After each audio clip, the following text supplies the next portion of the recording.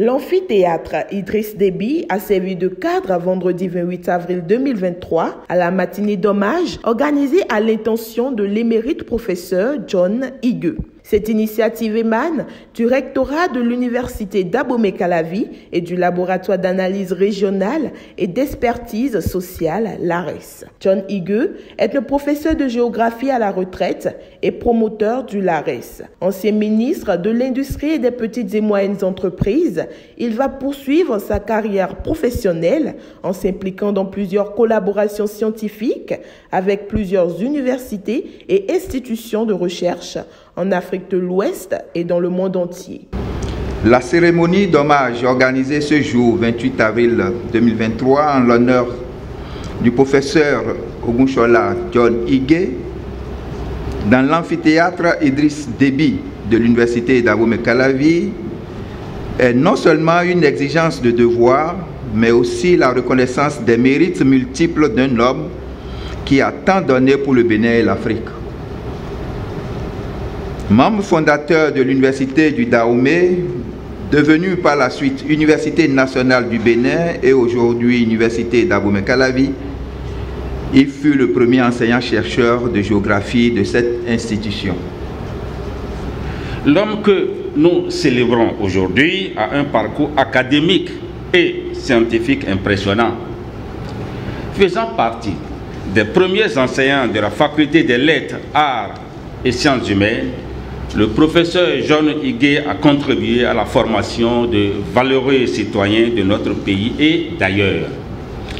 À l'Université nationale du Bénin actuelle UAC, il a compté dans l'effectif de ses premiers étudiants l'un de nos recteurs honoraires, je vais nommer le professeur Maxime Dacrus.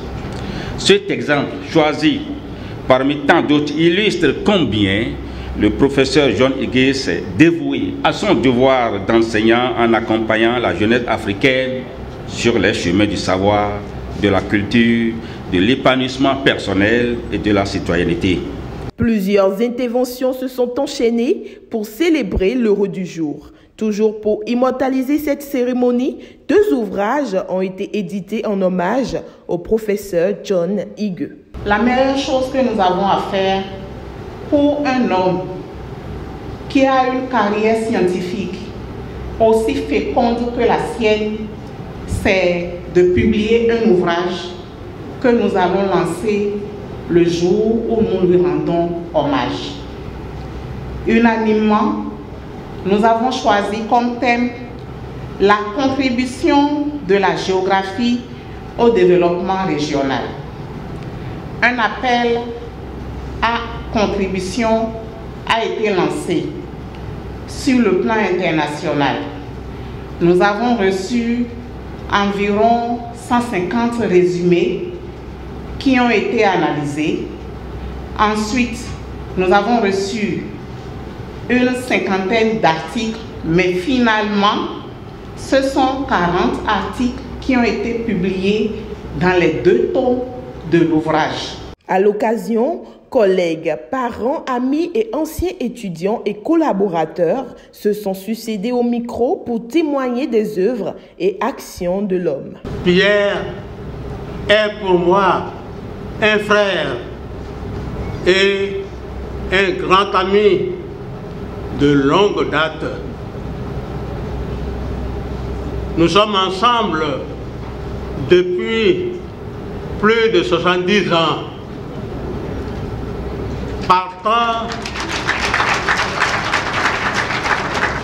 Partant de l'école primaire catholique de Chalagoï, qui nous a formés ensemble. J'étais avec Pierre et on travaillait ensemble. Il m'a rendu d'énormes services. Après l'école primaire, nous nous sommes retrouvés ensemble au lycée Victor Ballot, devenu lycée Béazin après l'indépendance. Et ensuite, nous nous sommes retrouvés à l'université de Dakar, FAN. On est donc très liés. Nous sommes des frères, nous sommes des amis très intimes.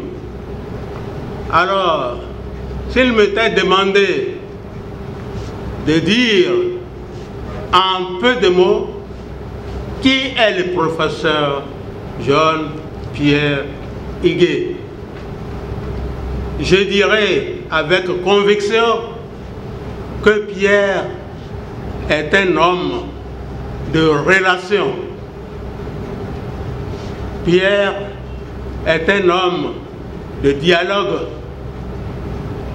Pierre est un homme de service. Je suis un pur produit du professeur John Igué. Certains le savent, mais beaucoup ne le savent pas. Un pur produit. Presque 45 ans que nos chemins se sont croisés et depuis qu'il m'a tenu la main au nom de mon père qu'il a connu à Savès, il m'a tenu la main et il continue de me tenir la main. Professeur, merci. Et vous savez que ma reconnaissance est grande et restera éternelle. Sa dévotion et son engagement sont ainsi salués à travers des remises de dons.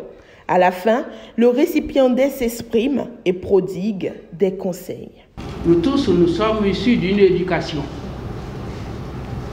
Et l'éducation que moi j'ai reçue de ma famille,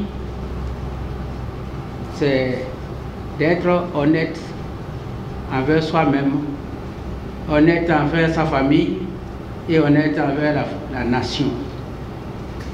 Parce que cette nation, sans elle, je n'existerais pas.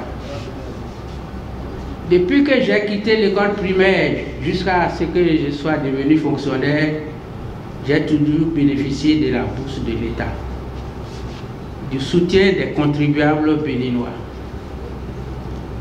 Ça reste pour moi un élément extrêmement important. Ce que je suis là n'est pas venu de néant.